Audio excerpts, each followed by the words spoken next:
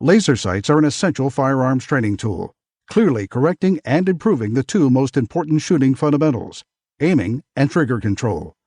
Crimson Trace, making laser sights standard equipment. Learn more at crimsontrace.com.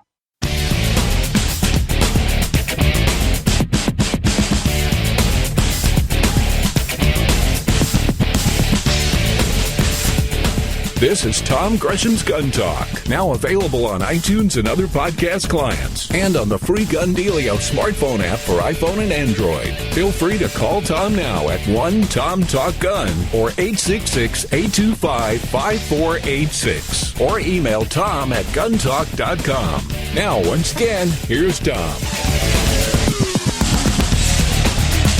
All right, back with you, Tom Gresham. It's Gun Talk. 866-TALK-GUN gets you in here. 866-825-5486. Or just dial 1-TOM-TALK-GUN. Of course, you can always sign up to get the Truth Squad newsletter. Just go to guntalk.com and you can drill your way down, sign up for that. You get a newsletter every 2-3 weeks whenever we get around to it. It's not a lot, just kind of news items out there.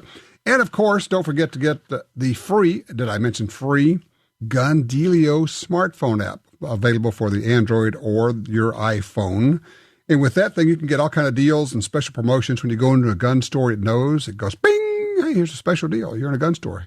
You know, you can save money. You can get extra magazines. You can do all kind of fun stuff there. Gun Dealio. It's Gundealio. All right, you know, one of the things that, well, it's got to be more and more popular. We've always thought that rifles are supposed to be accurate, but people have really gotten into precision shooting, and that's a good thing because you learn a lot. It's a goal. It's trying to figure out how to explain it. It's a goal, but it's also a journey in and of itself, just getting there. In the process, you can get super uber geeky about it, and you don't have to, but you can if you want to, because for some people, that's the goal.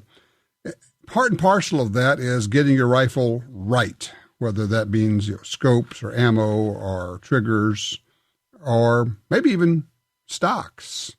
Well, joining us to talk about that aspect of it right now is Ryan McMillan from the famous McMillan family, McMillan Stocks, Grayboe. Hey, Ryan, thanks for joining us. Hey, how are you, Tom? Thanks. I am excellent. Now, do I have this background right? Were you a SEAL? Yes, I was. From 2000 to 2006, end of 2006. Okay, so you've pulled a trigger or two in your time. Of course, you grew up in McMillan, so that helps too. Yeah, I've been around guns my whole life.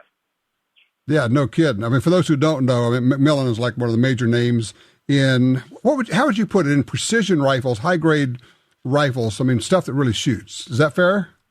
Yeah, I mean, I think most people know McMillan for stock making, but really started with my grandfather in the 60s, late 60s, and he was into bench rest shooting and just accurate shooting back before before it was really, popular or a thing. He had an idea to make a fiberglass stock and started that in the early 70s. And his first claim to fame, and I think most people's first recognition of a real sniper rifle, is the M40A1, and my grandfather helped design that with the Marine Corps and also supplied the stock. So we have a pretty rich history in our family of precision shooting and military and hunting and bench rest. So, yeah, it spreads pretty thick. Now, see if I have this right. If you get a McMillan stock, you're getting a hand-laid-up stock. Is that correct? Yes, that's true. So every stock that's made at McMillan is basically made one at a time. Okay, and when I say hand laid up, we were out there last year. I mean, we've got people who are literally taking strips of fabric and they are making a stock by hand. Everyone's handmade to order. But now you also have something else. Tell me what Grayboe is. Yeah, Grayboe is a new business that I started about 2 years ago after we sold McMillan Firearms. I had an idea of basically producing a high-quality stock for a lower price, but maintaining that quality. So this was a concept, I think, back in the early 2000s that was kind of floating around McMillan, but was never really materialized and put on the shelf. And so it was something that once we sold the business in 2013, I really took head on, and it took me about 2 years to really develop the entire process. And about 5 months ago, we really started producing stocks for the commercial market and some OEMs. Okay, so these are not hand laid up where you have to wait, months at a time and order. Especially these are stocks that you're able to make, but use some of that. I'm assuming some of the knowledge that comes from having made these custom stocks for many, many years. Yeah, absolutely. McMillan's been around for 43 years now. They've worked with epoxies. They work with all this type of material for a long time. We know a lot about stock making. We took all of that knowledge at Grayboe and we said, okay, how do we develop a process based around this type of material and make it so that we can make a line of stocks that is a little bit more affordable? It doesn't have all the bells and whistles. You can't put it in, every single barrel action out there, but it comes, at least right now, Remington 700s, and we'll advance that and broaden that a little bit. But yeah, we've taken all that knowledge from McMillan and moved it a step forward to try to be able to make a very high quality stock, but within a reasonable price. Explain something, because I know there are people who may be missing. You keep using this modifier that I think it's important for us to talk about. You talk about a high quality stock, and and to a lot of people, and the drill, they're saying a stock's a stock. I mean, it's a stock. It's something to hold on to when you're shooting the rifle. What makes a stock a quality stock? What's the difference? Oh, there's a number of things. For what we use, an epoxy-based fiberglass infused stock, the epoxy base really gives it the longevity, and it gives it the rigidity. It gives it the ability to take it to minus 40 all the way up to temperatures you would never see on Earth. The stock won't move. The stock will continue to shoot. The stock is not going to break. All the qualities in something that you want at any temperature range, whether it's humidity, any of that type of stuff. Whereas plastics, they don't do that. Wood moves when you get it wet. It moves when you get it cold. Right. Those types of things. Right. So aluminum, the difference between aluminum and epoxy is that what epoxy will do that aluminum doesn't is that when you take a shot, the epoxy will actually move. It won't break, but it will bend. And that's kind of what we like to say internally at McMillan, bend but not break. And that helps absorb recoil. That's one of the reasons why you can shoot a McMillan or a Grayboe stock so accurately, is because it reduces the recoil. That stock actually is absorbing a lot of that recoil, whereas an aluminum stock literally transfers all that energy directly through the stock and into your shoulder. Okay, makes sense. Now, for those who are trying to find it right now, Grayboe is Grayboe. There's an E at the end. Grayboe.com is where you find that. Now, of course, I'm just going to put in my bid right now, my request, like everybody else. I'm going to be one of those guys that bugs you. Said, okay, now let's see some left-handed stocks out there. Because for those of us who shoot from the left shoulder, man. Yeah. Well, listen to him. He goes, all day long. Yeah. At the moment, Grayboe doesn't do lefties, and unfortunately, it's funny. Everyone says, "Oh yeah, only 7% of the world is left-handed," but the amount of people that I have requesting left-handed stocks is more than 7%. So I don't know. Maybe one day we'll do it. And there's other ways we can actually. The process that we have now doesn't lend itself very well to left hand. Just because of how we make them. But there's an alternative way to do these where we basically put the stock on a machine and inlet. That would be an alternative. That would be probably a little bit of an upcharge. That's something we've been kind of throwing around here to maybe get the left-handed shooters involved, and also maybe some other actions. So that's something we can do. But that is a little bit more money. That would cost a little bit more. But sure. Yeah, that's something we've thrown around for sure.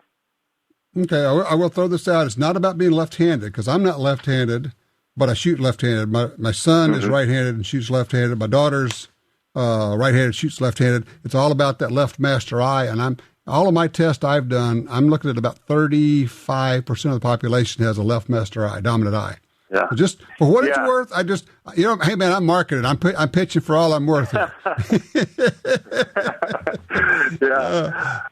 Well, this is terrific. I'm excited about being able to get, this kind of quality rifle stock and not having to pay, not that McMillan stocks are not worth it. It's just that they're expensive and there is a waiting period, right? Yeah, absolutely. There's, like I said, every stock is made by hand. McMillan is in my opinion, and I think in the opinion of most, is at the top of its class in stocks. And so there's a lot of people that want them. So 4 or 5 months is the usual period it takes to get the stock out. Grayboe right now, our goal is to have stocks in stocks. We have a line of stocks. There's no reason why we shouldn't have them on the shelf ready to go. But right now, the reality is we have more customers than we have capacity to build, which we have quite the capacity to build, but we didn't quite anticipate as many customers as we have at the moment. So we're increasing our production every day, and our goal is, and I think that, and I'm positive we're going to get there because it's on the very front of our brains, is that we will have these in stock. Our dealers will have them in stock. Our goal is to keep these in stock. You don't have to wait for a stock, and they'll be there and they'll be available in most of the common actions and barrel contours. That is fabulous. The website is Grayboe, GRAYBOE.com. Ryan McMillan, thank you so much. Enjoyed chatting with you, man. Thank you, sir. Appreciate it. All right, you take care. All right, open lines now, 866-TALK-GUN. Have you ever put an aftermarket stock on a rifle, and if so, why? We'll be right back with more Gun Talk.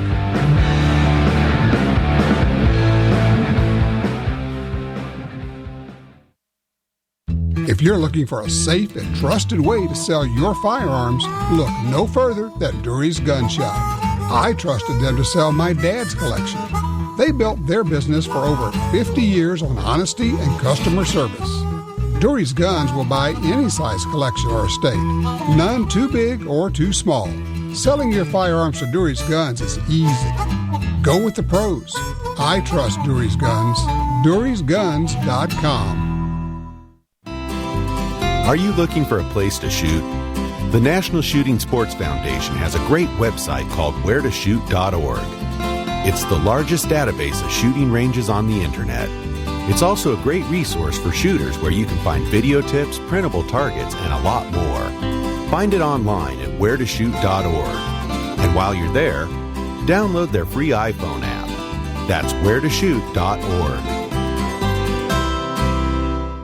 As we celebrate 2 centuries in Remington country, it's humbling to think about all the ground we've covered. Since the infancy of our nation, we've journeyed with you every step of the way, helping shape the course of American history. Remington country is bigger than a place, and for the 200 years, it's been our highest honor supporting your freedoms and your way of life. To celebrate, Remington is giving away 200 guns. For a chance to win, tell us your story at 200sweepstakes.remington.com. You like free stuff, right? You like good deals, and you want more guns, ammo, and accessories. So get all of that with the free, yes, the free smartphone app, Gun Dealio. With Gun Dealio on your phone, you'll get special offers and deals when you walk into a gun store. Plus, check it anytime for hundreds of deals and offers. Who wouldn't want that? Gun Dealio at the App Store and Google Play. GunDealio.com. In the war on terror, fighting crime in the streets, in competition and homes around the world, one name in firearms stands out: Sig Sauer. Our pistols and rifles are renowned for their unfailing performance. This same commitment to excellence can be found in our line of SigTac accessories and the training offered by the Sig Sauer Academy. For unmatched quality, reliability, and innovation when it counts, choose Sig Sauer. Visit SigSauer.com today.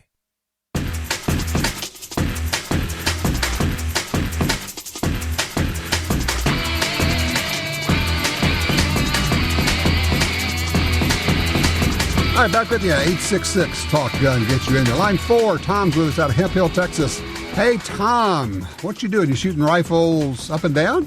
Yeah, Tom, question for you on, I've been a flatland shooter all my life with iron sights, and now I shoot with a scope, and found that when I shoot at the same, I set my sights at 100 yards, and then when I go to shoot down at the same distance, I've got to crank my crosshair way down to get the same accuracy. Is there a rule of thumb that when you're shooting up or down from, where you set your scope at? Mm-hmm. Is there a rule of thumb to add or subtract for that? There is, but let me back up and get a little bit more information. What kind of rifle, what caliber are we shooting here? Oh, I'm just shooting a rimfire 22, but I shoot at 100 yards. Okay, because I was just going to say, I was thinking this has to be a 22 because there would be almost no difference with a center fire. Yeah. And now the second question is, how far up or down are we? I mean, obviously we're not talking 10 or 15, 20 feet. We're talking a pretty good up and down here, it sounds like.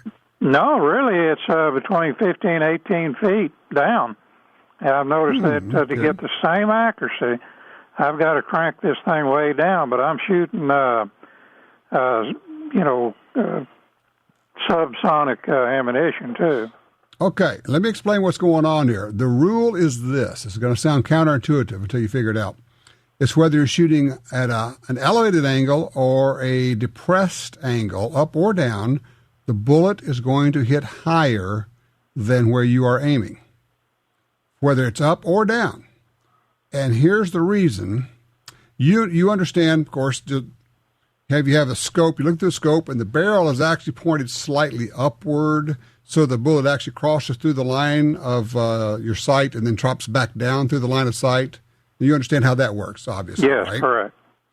Okay, so to take this to the logical extreme, if you pointed the rifle straight up, we're not going to fire straight up, but if we pointed the rifle straight up and theoretically we shot it straight up, the bullet would start up and cross the line of sight and would never come back down, right? Okay. Because there's no gravity pulling it back. Correct. Well, the same thing happens if, like at a 45-degree angle, the bullet's going to come up and it's going to take it a while to come back down. It has to do with the horizontal distance between the muzzle and the target. And as your angle goes higher, say if it was a 45-degree angle, the actual horizontal distance wouldn't be 100 yards anymore. It'd probably be more like 80 yards. And so it's that horizontal distance. It's 100 yards line of sight from the muzzle to the target if it were way up above you. But the actual horizontal distance, and now we start to get into vectors and gravity and things that exceed my ability to understand. But the rule is you will hit high whether you're aiming up or down, and you have to hold lower. So for instance, if you're hunting elk or sheep or something, generally you would hold lower on the animal whether you're shooting up or down. And that's what you're experiencing because the 22 subsonic, you get a pretty good arc, parabola, if you will, in the trajectory, and that's what you're seeing. That's interesting that you're seeing it on the 22 because I've had people ask about that with centerfire, but never with 22. That's actually a pretty good way to see the effect of that. In graphic terms. Yeah, no kidding. I mean, there it is, right? You can't ignore it. Well, that is very cool, Tom. I appreciate the call, and that's what's going on. It's and as far as how much to change it, there are tables for that for center fire with angles, and they'll say if it's this angle down, you do this. I'm not sure that's available for rim fire. I would assume it is. I mean, if we had a calculator and knew how to do all that, we could. If somebody knows of that, maybe there's one out there, a ballistics calculator that will do all that and actually includes the rimfire. Give me a call and let me know because that would help me out. So there you go. All right, let's see. Let's go to line 2. Thomas is in Macon, Georgia. Thomas, thank you for your patience. Oh, hello, Mr. Gresham. How are you doing today? I'm well, thank you. All right. It's a pleasure and an honor and a privilege to talk to you today. Thank you. What can I help you with? Okay. I was going to ask you about the executive order Obama made to make the gunsmiths have to get a manufacturing license. I hadn't heard you mention that. I might have missed it.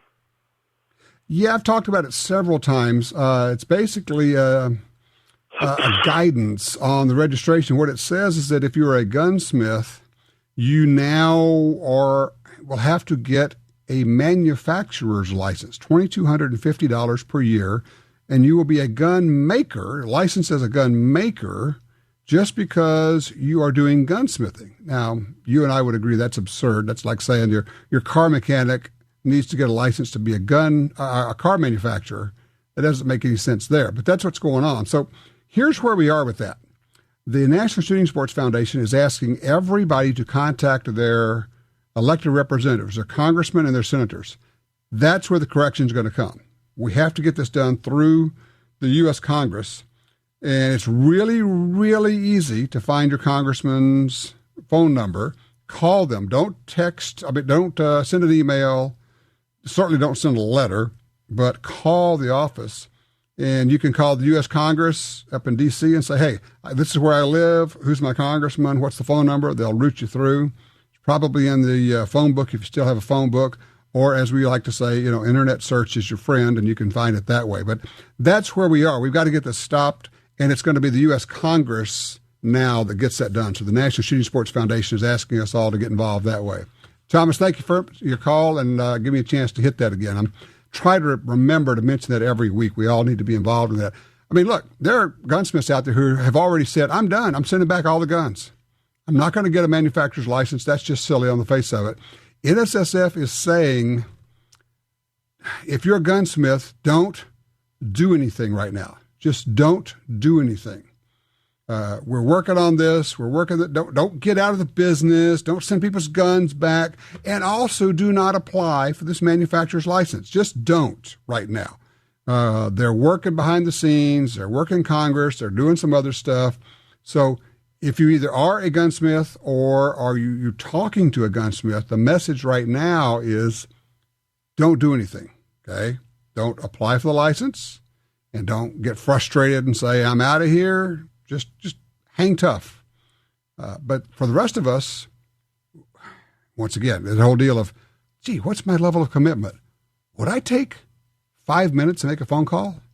In 5 minutes, you could call both of your senators and your U.S. representative, and you call and you say, on this measure requiring gunsmiths to get licensed, be licensed as manufacturers, I would like the congressman, I'd like the senator to oppose that. Thank you very much. If you want more information on that, you want to really get involved, go to the NSSF website, nssf.org. That's National Shooting Sports Foundation, nssf.org, and you can get all of that. We'll be right back with more gun talk.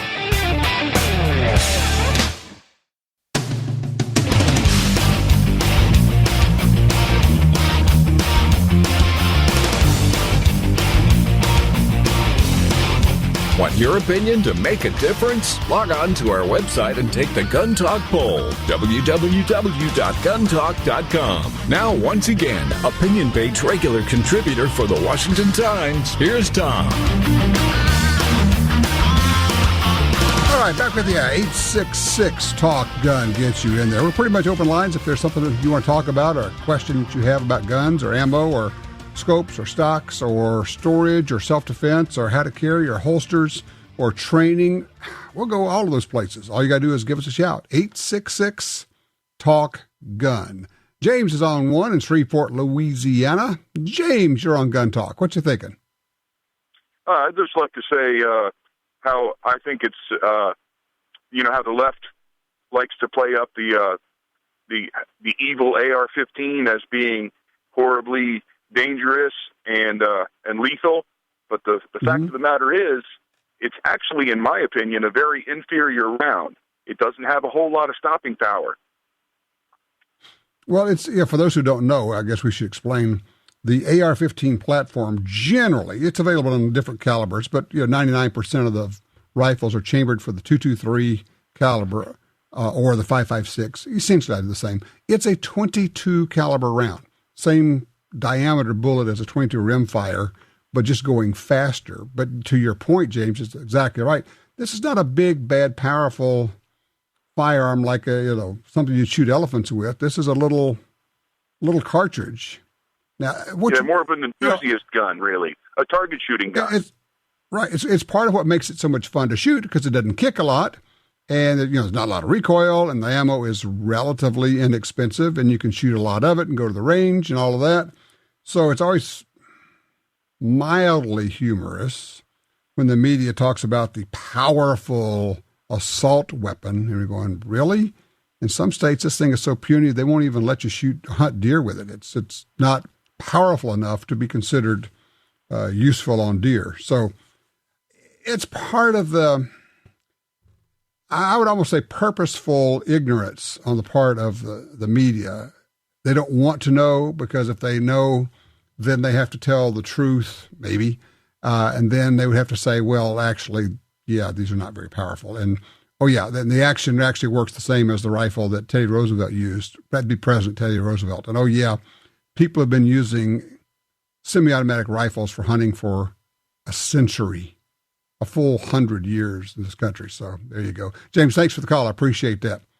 Let's see here. We were going to go line 4. Gary, Carson City, Nevada. Hey, Gary. Hello, Tom. How are you? I'm great. How can I help you? Hey, thanks for taking my call. I got a quick question about striker-fired pistols. I don't own one right now, and I'm living in Nevada here. It's nice that we can get a CCW fairly easily, and I do have one. And for several years now, I've been carrying a SIG 232, which is a .380 caliber. But I'm looking to move up a little bit, something a little bit more power, a little more capacity. And going back to your subject you were on quite some time ago about wanting and needing something new, I would like to get a FN9C, the compact FN. And like I said, I don't own a striker-fired pistol. I've got a bad shoulder, and it's not going to get any better. I'm 65 years old now, so I don't see it getting going anywhere. And I've been used to, for several years, carrying my SIG in a belly band, which works great for me. And I'm just wondering, is it possible, is it safe to carry a striker-fired pistol in a belly band? Well, yeah, certainly. For those who don't know, let's back up. A belly band is essentially a strap. It's an elastic strap that literally goes around your belly underneath your shirt, and it has pockets sewn into it. The key here, and this is the deal, the key is, with a striker-fired gun especially, but really any gun, is to have the trigger covered so that you cannot engage the trigger while it's in the holster, or in this case, in the belly band. Well, most of the belly bands are the gun's going to fit into the stretchy holster part of it in such a way that covers the trigger guard. It's going to do its part, but now here's the really important part, is you have to do your part, which is to practice like crazy.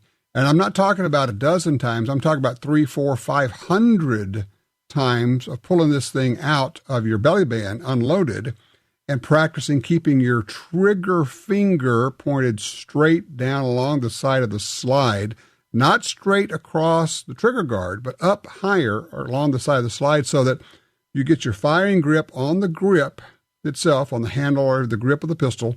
And when you pull it out of the holster, in this case out of the belly band, your index finger is pointing. It's kind of like you're making the universal symbol of a gun. Finger pointed out, thumb straight up, kind of a deal. Except in this case, you're grabbing the gun and your finger is straight. If you will do that and your finger stays straight along the side of the slide until the sights are on the target, and I'm very specific about those words, until the sights are on the target, and not until then does your finger come off the side of the gun and go into the trigger guard and onto the trigger. Then there should be no problem. It's not a safety issue. It should be good. What do you think? I do understand. And knowing that, I do believe that I'll go out and buy one this week. Well, I'll tell you what, do me a favor. After you do, and after you get 2 or 3 weeks of carrying with it, a little bit of experience, give us a call back and give us a range report and let us know how it worked out for you, okay? Oh, sure, I will. Thank you very much for the offer. I'll be happy to do that. Thank you. You bet. I appreciate the call. Line 3, Jim, Elwood, Nebraska. Hey, Jim. Hello. Good afternoon. Yes, sir. On the last issue of American Rifleman, they had pictures of banned guns on the front of the magazine. I remember the Clinton gun ban. I don't remember what made a gun, what the criteria was that those were banned guns. I remember a removable magazine. I remember a pistol grip, and I remember a bayonet lug But what were the other? I see on there that the Ruger precision rifle, that American Rifleman or NRA has that as a banned gun or a gun that would be banned. What were the qualifiers on that? Sure. Well, what we're talking about is there are two questions here, and they're connected, and it's a great point. Is what was the old Clinton gun ban, which was the so-called assault weapons ban? It had to be semi-automatic, pistol grip.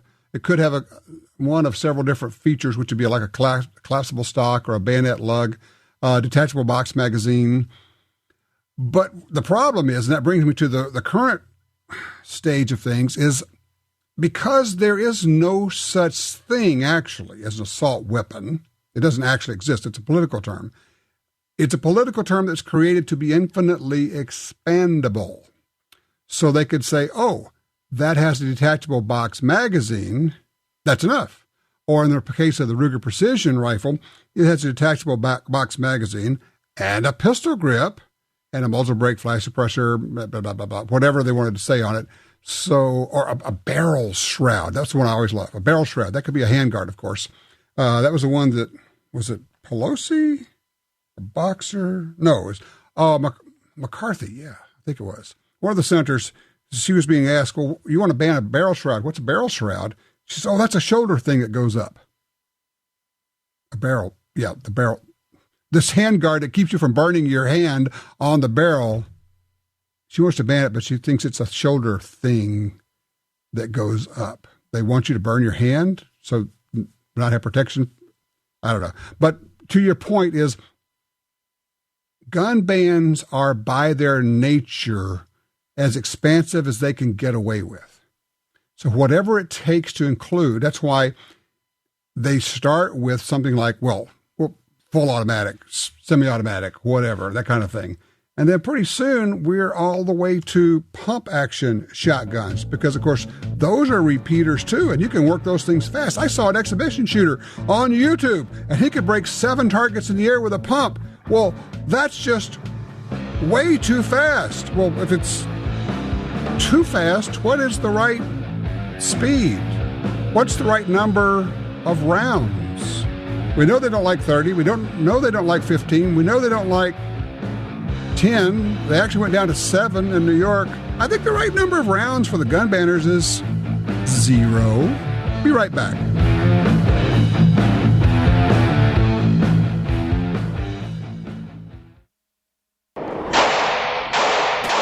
At Double Tap Ammunition, we hand inspect every round that we make, and we use only the best components to give you the best ammunition on the market. Try us out at www.doubletapammo.com and use the promo code GUNTALK for 10% off your order.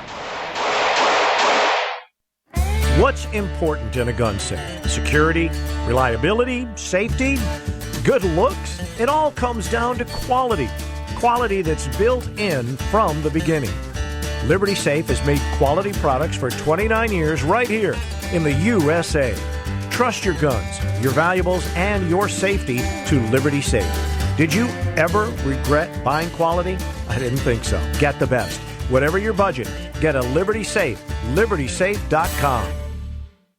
Alien Gear Holsters, the most comfortable and concealable holsters on the planet, is offering big savings with our new 2-holster combo. Now you can buy 2 complete holsters for as little as $49.88. Choose from any available holster styles and colors for the guns of your choice. All of Alien Gear's quality products are made right here in the USA and include a 30-day trial, forever warranty, and free shell trades for life. Visit aliengearholsters.com today.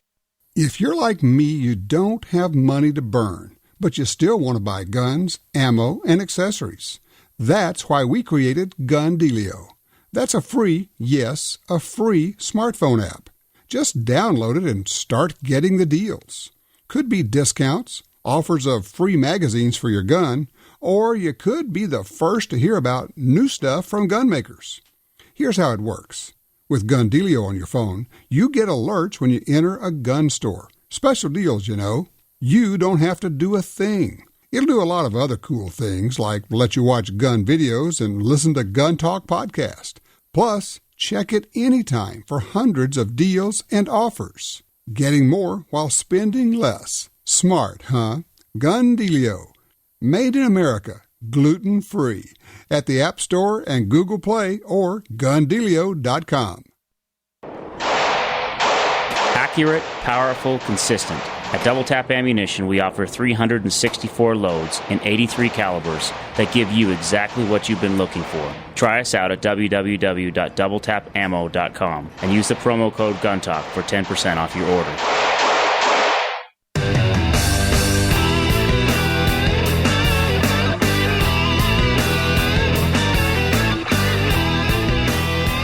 All right, back with you. Line 2, Justin, Granite City, Illinois. What in the world did you get here, Justin? Hey, Tom. I've actually come across having some issues with my M&P 9 compact, and I've been considering going back to carrying my 1911. Okay. And one of two things are either going to go on here. Either I need you to try and convince me not to do this because of capacity, or I need to find a way to really make my M&P work for me better. I've got really big hands, and dealing with a compact firearm like that, it really, I lose my grip real bad. With a 5-inch government model, I can do it IWB and hide it all day long. But let me ask you a question here. Your M&P, it's the compact? Do you have a full size M&P? Have you thought about going that way? Yeah, I got the 9mm compact. Okay, how about going to a full size M&P? Well, let me back up before we go anywhere.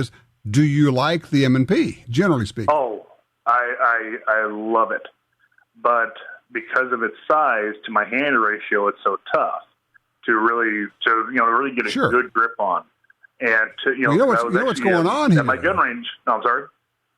I think what's actually going on here is probably the grip is short for your hand. Do you have like your little finger hanging out in the breeze? Is that what's going on? Oh yeah, big time. And how about the full size gun? The gun itself, it gets slick on me. Now, did you put that comes with different size back straps, so the M&P does. So I assume you put the big one on there. Yeah. Okay. If it's just too tiny around, a 1911's actually got a smaller grip than the M&P does in terms of fore and aft and also side to side. So if it's an issue of it trying to get a longer grip, but if you like the case or the capacity of an M&P, I would say get a full size M&P. Now, if you just are looking for a reason to get a 1911, I am on board, man. I'm telling you. Nothing wrong with that. I was gifted one. I was gifted one a couple of Christmases ago by my father. So I've got a 5-inch GI Springfield. It's a 1-inch gun at 25 yards. Nice. Yeah, and that's just a stroke of luck because it really has been customized. But yeah, right now, I was out this. We have a steel pit at my gun range, and I was shooting there a couple of Saturdays ago. And it's hot outside. I'm just east of St. Louis. It's hotter than hell, humid. I almost feel like I'm down in your neck of the woods. And but after shooting this thing for a couple hours, I noticed that just with that small grip, I'm losing so much strength on it. Control. And yes. Okay. I know what's going on here. I've got one other thought for you. Just figured something out. We had a good suggestion from Jim over here. You can get that gun will take a full-size grip. A full-size magazine, and they have a spacer that can go in there and convert it to a full-size grip, the pistol that you have right now. So you would have a full-size grip on your compact gun, so you would have room for your whole hand on that. Before you go crazy and get rid of that gun, get one of the longer magazines with the spacer and use that in there. You'll have a full-size grip. I think it'll give you plenty to hold on to. I think that's going to work for you. It is an issue with shorter grips when you have big hands. It's kind of like if you have regular-sized hands like mine, but you're using one of these itty-bitty guns, your pinky finger and sometimes even your ring finger is hanging out in the breeze. There's not much to hang on to. And so as a result, you can't control recoil very much.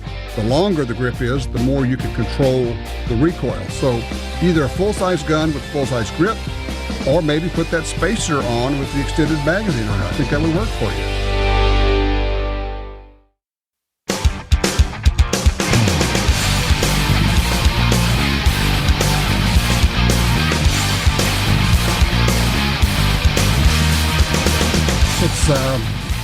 kind of funny. We're talking about big hands. I was just with Jay Leese and Justine Williams, the Williams sisters who are shooting for Springfield Armory. Little bitty girls. They're young. I mean, 11, 12, 13. But they're also small for age as well.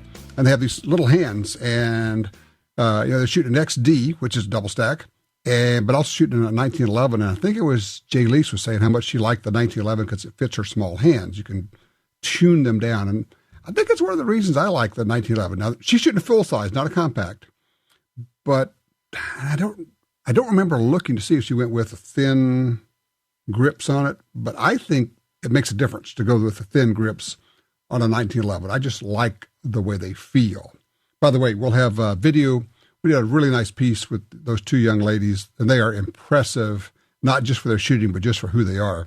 And that'll run tomorrow night as I'm talking to you right now, Monday night on Sportsman Channel on our television series, Gun Venture. Line 1, John, Lake Charles, Louisiana. You inherited a carbine? Oh, I just lost John. Let's try line 4, Mike, is in Dodge City, Kansas. You sound like a lucky guy here, Mike. Oh, I'm damn lucky. I tell you what, it's fantastic, magnificent, great news. I couldn't believe it. But my wife said the other day that she'd like to have her first gun, and God, am I excited. Just think, she's getting her own gun, and I get another gun to shoot. Wait. So what you're telling me is that she thinks she's getting a gun. Yeah. You said it. That's it. So, okay, how did this come about? How did she decide she wanted a gun? Well, you sit and watch these crime shows where they're doing crime scenes and they're going through and telling who, what, who kidnapped, what took. And I sit there and I talk to the TV. It's the reason why I can't go to the movies. I talk to the movie. Get your gun. Get your gun. Get your gun. And she's been sitting there watching it for quite a while with me. And the other day we were talking about buying a new bling-bling ring, bracelet. And she said she'd really like to get her own gun. And my heart just stopped. Good grief. This is a woman that just kind of thought we wasted bullets when the grandkids and daughters and sons went out shooting. And lo and behold, here she says she wants her own gun. Hot dang. This is great. So what are you going to do? What's your plan on this? Does she know what she wants, or how are you going to proceed? No, we've only been at this for about 5 or 6 weeks, a month, 5, 6 weeks. She shot an XD-45. She shot the Ruger GP100 357, and she's a pretty good shot with them. But she loves the heck out of the 22, which is not a defensive weapon. We haven't got into what gun it is. I'm showing her some pictures in the NRA magazine and other magazines that I have, and we'll look at them. But she gets to try one out. We'll go to a gun store, and she'll get to try one to fit her hand and see what she likes. She shoots a left hand, so she'll get to pick out the gun, try them out. There's a couple of stores around that you can go into the back and you can do some shooting. I want her to try it, see the fit, see what it looks like. Then we'll go see what we can get. Well, that's the perfect way to go. Let her try some guns. Let her shoot them. Even better if you can say, okay, I'm going to come back in an hour and have her schedule an hour with a shooting instructor, because that whole husband-wife thing sometimes gets in the way of shooting. It's kind of like golf, teaching somebody to play golf. Don't do that if you're married. But drop her off and let her figure it out. And then, and one other thing, I want to, just before I run out of time, I know the 22 is not what we usually call a defensive gun, but if that's what she wants and that's what she likes, get her the 22, let her shoot that, even if she wants to carry it, and then work her way up to something else. But never get rid of the 22. Anybody that starts with a 22, don't sell that gun to get something else, because shooting 22s is fun. There's almost no recoil. They're not as loud, although they're all kind of loud. So that's just wonderful. Man, you sound like a happy guy, Mike, and I get that. That is just terrific. Well, speaking of guns for self-defense, when we come back, I'll give you my range report on a gun that I just got to shoot, the reintroduction of the Remington R51. Yeah, it's back, 9mm, small, compact. We'll have that for you when we come back on Gun Talk.